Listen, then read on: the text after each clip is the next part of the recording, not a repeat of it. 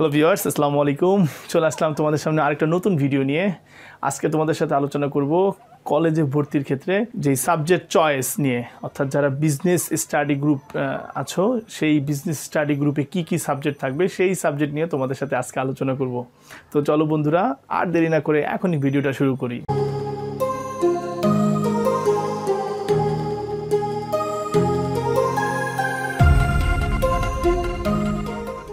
প্রিয় শিক্ষার্থী বন্ধুরা, তোমরা স্ক্রিনে দেখতে পাচ্ছ কলেজে কমার্স গ্রুপে মোট 13টি বিষয় থাকবে। এর মধ্যে 5টি কমন সাবজেক্ট আর বাদবাকি 8টি হচ্ছে গ্রুপের সাবজেক্ট থাকবে।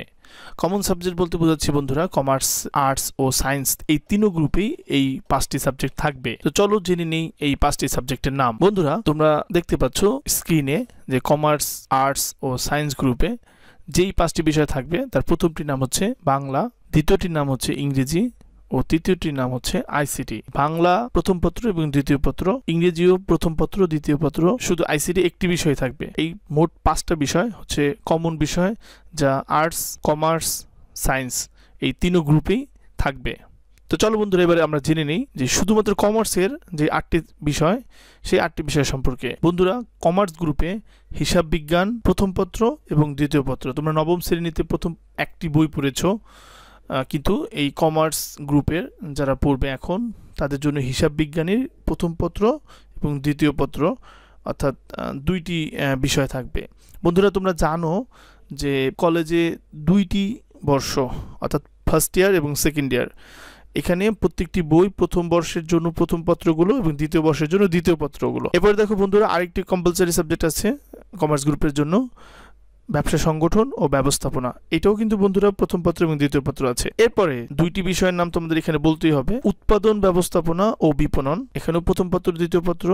এছাড়া ফিনান্স, ব্যাংকিং ও বিমা, এটাও কিন্তু প্রথম পত্র এবং দ্বিতীয় পত্র।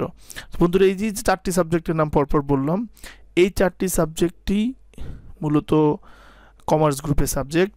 তবে বন্ধুরা, এখানে তোমাদের একটা বিষয় ক্লিয়ার হতে হবে, হিসাব বিজ্ঞান সাবজেক্ট, ব্যবসা সংগঠন ও ব্যবস্থাপনা সাবজেক্ট, এই 2টা সাবজেক্ট সব কলেজের শিক্ষার্থীদের জন্যই বাধ্যতামূলকভাবে পড়ানো হয় কমার্স গ্রুপের।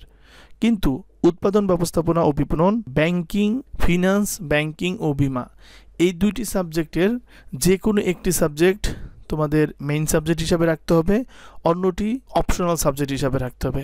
অথবা নিচে তোমরা লেখা দেখতেছো বন্ধুরা যে অর্থনীতি, গার্হস্থ্য বিজ্ঞান, পরিসংখ্যান, এই 3টি সাবজেক্টের ভিতরে যে কোনো একটি সাবজেক্টকেও তোমরা চাইলে অপশনাল সাবজেক্ট হিসাবে বেছে নিতে পারবে।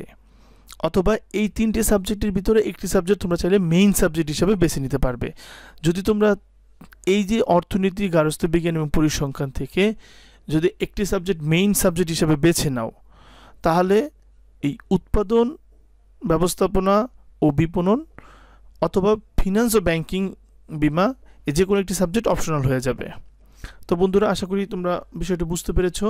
তো আসো একবারে তোমাদের সকল সাবজেক্টগুলো একবার দেখিয়ে দিচ্ছি। বাংলা, ইংরেজি, আইসিটি এগুলো কমন সাবজেক্ট। এছাড়া কমার্স গ্রুপের জন্য হিসাব বিজ্ঞান, ব্যবসা সংগঠন ও ব্যবস্থাপনা, এই 2টা সাবজেক্ট কমার্স গ্রুপের জন্য ফিক্সড। তবে উৎপাদন ব্যবস্থাপনা ও বিপণন অথবা ফিনান্স, ব্যাংকিং ও বিমা, এর যে কোনো একটি তোমাদের মেইন সাবজেক্ট হিসাবে নিতে হবে, অথবা অপশনাল সাবজেক্ট হিসাবে যে কোনো একটি বিষয় তোমরা ফিক্সডভাবে নিতেই হবে। হয় তোমরা মেইন সাবজেক্ট হিসাবে নিতে পারো অথবা অপশনাল সাবজেক্ট হিসাবে নিতে পারো। আর এই যে দেখতেছো অর্থনীতি, গার্হস্থ্য বিজ্ঞান ও পরিসংখ্যান, এই 3টি সাবজেক্টের ভিতরে একটি সাবজেক্ট তোমাদের অপশনাল সাবজেক্ট যদি আগে চুজ করে থাকো, তাহলে এটা এই 3টার ভিতরে যে কোনো একটি মেইন সাবজেক্ট হিসাবে নিতে হবে। আর যদি এই উৎপাদন ব্যবস্থাপনা, বিপণন আর ফিনান্স এই যে কোনোর ভিতরে একটা যদি মেইন সাবজেক্ট হিসেবে বেছে নাও, তাহলে এই 3টার ভিতরে যে কোনো একটি তোমরা অপশনাল সাবজেক্ট হিসেবে বেছে নেবে। এক এক কলেজে এক এক ধরনের সাবজেক্ট, সব কলেজে সব সাবজেক্ট নাও থাকতে পারে। তো তোমরা এগুলোই মূলত ঘুরে ফিরে কমার্স গ্রুপের জন্য থাকে। তো তোমরা অ্যাকচুয়ালি তোমাদের যে মেইন এইম থাকে সব স্টুডেন্টদেরই ঢাকা ইউনিভার্সিটিতে ভর্তি হওয়া।